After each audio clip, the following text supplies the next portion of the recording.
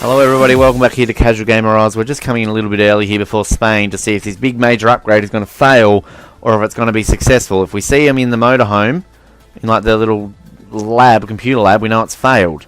If it hasn't, then it's passed. We've got our ultimate upgrade here to the fuel tank. We are on Season 5 of F1 2017 Career Mode. We're about to enter Race 5. We just had an invitational in Bahrain Short with the 95 Ferrari. Oh no, it's failed! Oh, it hasn't. The only one left to check it out is you. So I look forward to seeing you try it out in the next session. You should be able to feel the difference. Hopefully, it lives up to expectations. Okay, well, I'm worried there because the last time we were in the motorhome there early, it failed. So, whew, we haven't been in this section for a while. So there we go. We've got the ultimate part impact. Advances in the fuel source provides significant efficiency improvement. Minus 4.5% area, 6.6. So that should mean we can run 5 out of 5 laps in rich mode. You would assume so. That's a bit of a cruise score for our invitational. So if we go into our laptop, 708. So what is? Look at we're moving clear of McLaren, catching up to Haas. Look at our powertrain, 87% complete. What is our next one here that we can do? So we have a 750 or we have a 1000. So that is our intercooler, so we should be able to fit that in after qualifying. And that is a 2-week. Again, it should be 2 rounds, not 2 weeks. I don't know why it says 2 weeks. It's 2 rounds. Anyway, so all we need to do is get a few points here in qualifying. And that will allow us to put that in time for Canada. And then that way we'll only have one more part to put up. That'll be a 1,000-pointer. And then that should be well in place by mid-season, and that will be our powertrain / engine completely developed. There's no more to it. And for the second half of our, hopefully, last season for Toro Rosso, we can switch focus to other parts of the car. Now, obviously, we took our time in developing when it came to making our warehouse a little bit bigger and making it so the parts took quicker to get fitted. I think we're going to do the flip of that next time, and if we get the second half of the season, we'll just focus on just spreading around the love of the chassis and the aerodynamics. We won't worry about the durability because we haven't had any failures, and that's generally what happens. So, obviously, 5-lap races, we don't really need to worry about the durability of the car. So, alright, we're getting into qualifying here of Barcelona. Now, our best qualifying here in Spain is 8th place. That came in Season 1 here of F1 2017. And our best finish here in Spain is 19th, and that came last season. So, we've only finished this race twice before, and that is in last or 19th. So, there you go. It's a bit of a bogey track for us here. Let's get into this.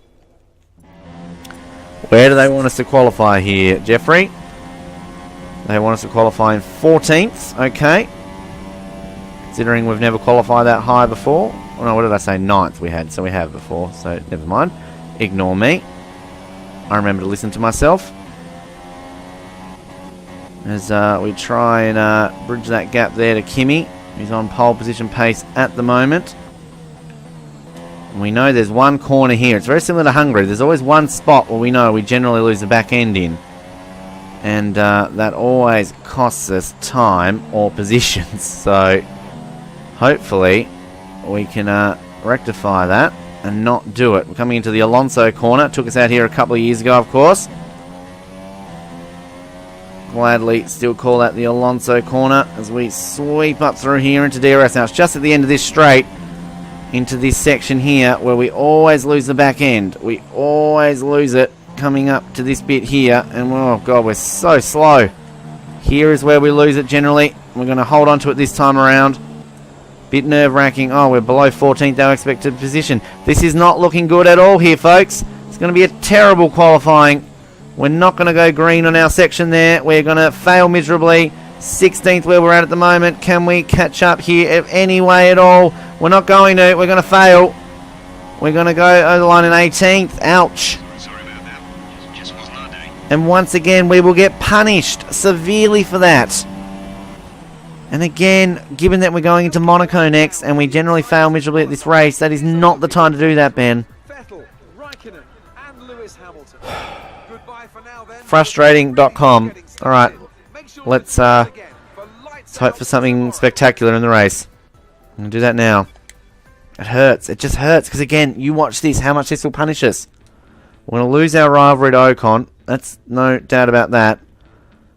We'll get enough development points to fit in a part, but our reputation is where it kills us. We cannot get ahead. As soon as we get ahead, we just get a huge chunk taken out of us. So frustrating. Over the 750 threshold, that's good, but we're now 4 points behind. And watch this, look at that, look how our reputation just dropped down. You think there would just be some sort of interest level and not just drop all the way to the bottom. We'll upgrade this. So this, look how far ahead our engine is at the moment.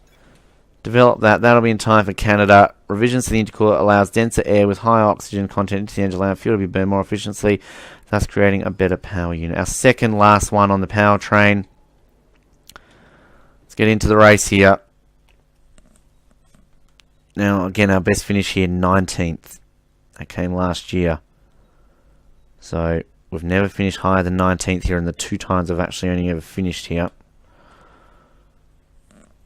As we get ready to close off the first quarter here in Season 5.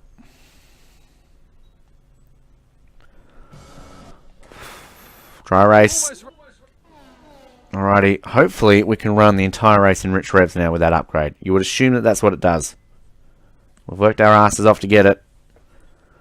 And hopefully they can maintain that. No front wing damage.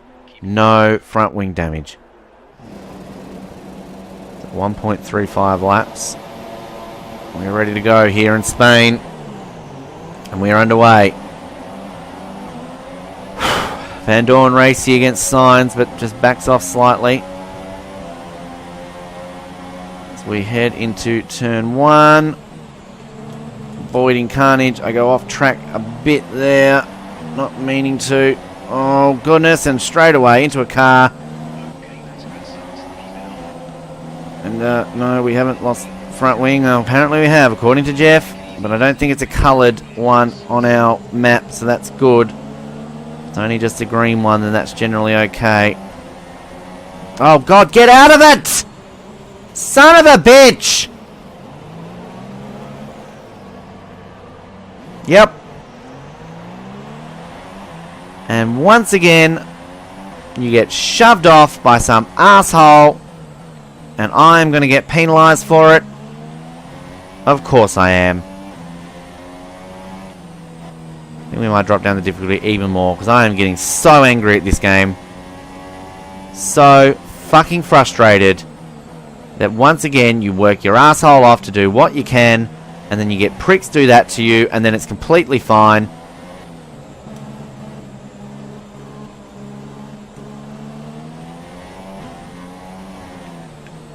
No, you haven't lost anything. I'm just not speaking.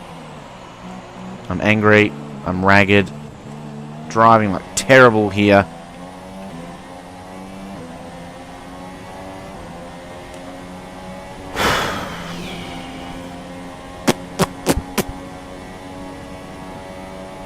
And once again, the reputation gets a huge chunk done out of it for pure dickheads who just take you out of it. There's just no gaining any traction in this game. There's none. F1 2017 had all this promise, but it just punishes you so fucking much. I'm going to write an angry wall post on their Facebook page. That's my way of writing back and fighting against the man. Not sure how the rich mode is sticking to it there. Seems to be okay, but not hugely usable in terms of that. We are catching these 3 ahead of us. We've got to finish in 16th though, not 17th. So if we can clear these 3 fairly soon, then hopefully that might mean that we can get a little bit lucky.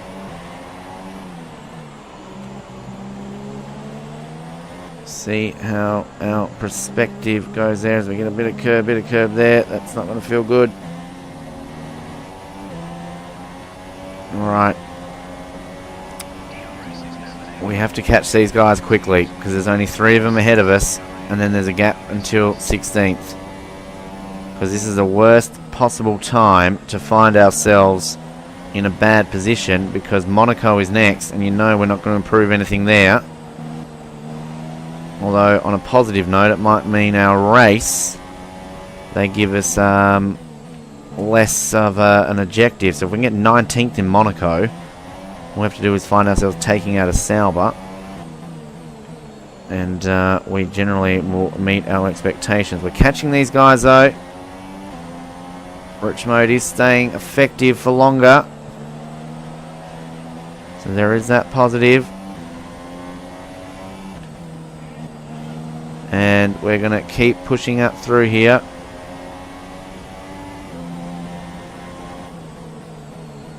Now this is not the time we want to spin at this section where we always spin. We hold on to the car, that's good.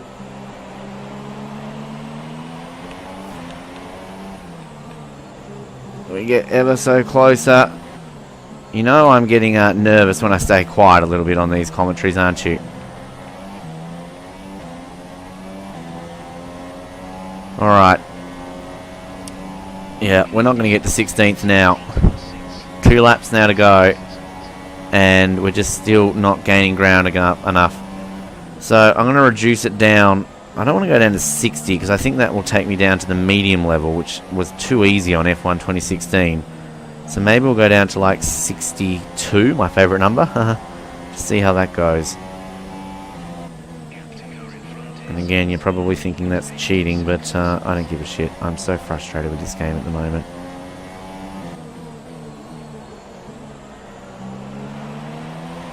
Alright.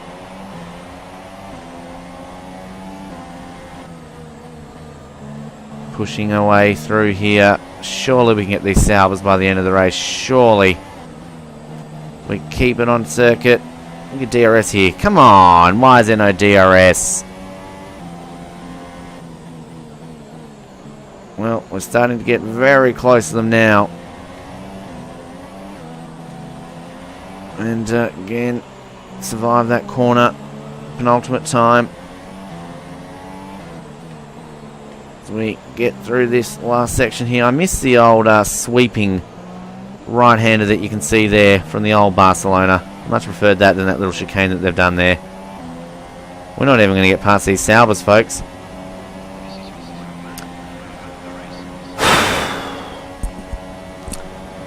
This is so frustrating.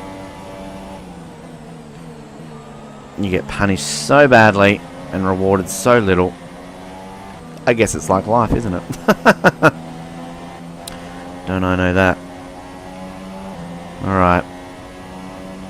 Well, the good news is this update, you can tell with the rich mode, you can basically run an entire race in rich mode. So, there you go. There's our positives. We'll have that major upgrade in time for Canada. So, hopefully that will play into our favour. Monaco is next, and you know we're going to struggle like buggery there. And once again, our Barcelona curse continues. We're going to finish last in Barcelona.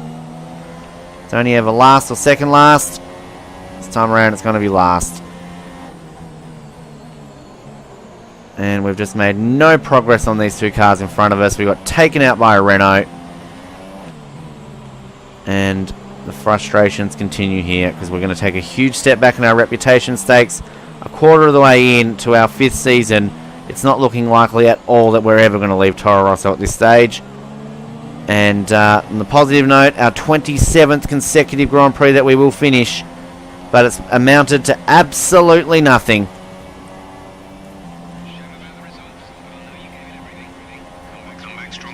Shut the fuck up, Jeff. Yep. Alright, so we're going to move into Monaco and get punished even more severely because that's how this game works. Again, we'll decrease the difficulty just a smidge and see what we can do, but yep. So I'm just going to see what happened with that replay in terms of what happened off the start. As we get a fairly decent start. Oh, we pull out of it there because of our teammate. And it's a Renault. Bangs wheels slightly there. Again, pushing with my teammate. Now that's going to be... Is that Hulkenberg? Hulkenberg's generally clean racer. I think it's Palmer. This drives into me. It's absolute bullshit. There's nothing I can do about that. We're just going to quickly have a gander here to see how badly we're going to get punished. Because it's going to be severely, of course. If this wants to load on us anytime soon. And it will. Today would be great. Wow. 6 points. Yep, our rivalry just ended already. And yeah, well, Red Bull's still a little bit in the grey there. But anyway, so that's Casual Gamer Oz. We'll move into Monaco next. You know how badly that's going to turn out for us. Thank you for tuning in. Like, subscribe, comment, and we'll speak to you in Monaco. Good night.